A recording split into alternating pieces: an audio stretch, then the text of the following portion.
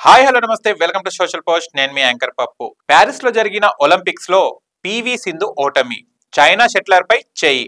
Olympics నుంచి ఇంటి ముఖం పట్టిన పివి సింధు. ప్యారిస్ ఒలింపిక్స్ 2024 లో 6వ రోజు భారత్ కు శ్రేయస్కరం కాలేదు. భారత్ స్టార్ బ్యాడ్మింటన్ క్రీడాకారిణి పివి సింధు నుంచి ప్యారిస్ ఒలింపిక్స్ లో పతాకం సాధిస్తుందని భారత్ అభిమానులు భారీగా అంచనాలు పెట్టుకున్నారు. అయితే 6వ రోజు ముగిసే సమయానికి పివి సింధు కూడా నిరాశపరిచింది. వీడియోలకి వెళ్లే ముందు మా ఛానల్ ని సబ్స్క్రైబ్ చేసుకోండి. ఒలింపిక్స్ లో పివి సింధు పతాకం సాధిస్తుందని మీరు భావించారా? ఏ అవును, బి కాదు.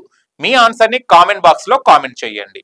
నిన్న ప్యారిస్ ఒలింపిక్స్ లో జరిగిన 16వ రౌండ్ మహిళా సింగిల్స్ మ్యాచ్ లో భారత్ క్రీడాకారిణి పివి సింధు చైనా క్రీడాకారిణి హీ బింగ్ జియావోతో తలపడింది. ఈ గేమ్ లో పివి సింధు ఓడిపోయింది. చైనాకు చెందిన బింగ్ జియావోతో జరిగిన మ్యాచ్ లో ఓడిపోయిన సింధు ప్యారిస్ ఒలింపిక్స్ లో వరుసగా 3వ పతాకం సాధించాలన్న కల చెదిరిపోయి చరిత్ర సృష్టించే అవకాశాన్ని కూడా కోల్పోయింది. ఇప్పుడు మహిళల బ్యాడ్మింటన్ సింగిల్స్ విభాగంలో పివి సింధు ఓటమితో భారత్ కు మరో పెద్ద దెబ్బ తగిలింది. తొలి సెట్ లో చైనాకు చెందిన బిగ్ జియావో 21-19 తో పివి సింధుపై గెలుపొందగా రౌండ్ సెట్ లో కూడా సింధు ఓటమి చెవి చూడాల్సి వచ్చింది.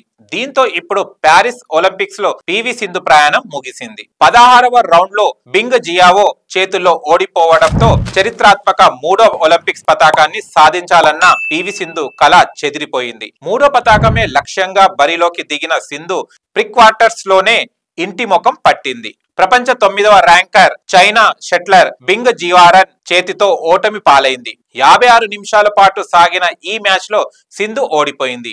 డిఫెన్స్ లో తప్పులు చేయడం వల్లే తాను ఓడిపోయినట్లు సింధు చెప్పుకొచ్చింది. మ్యాచ్ అనంతరం తన ఓటమికి గల కారణాలు సింధు వివరించింది.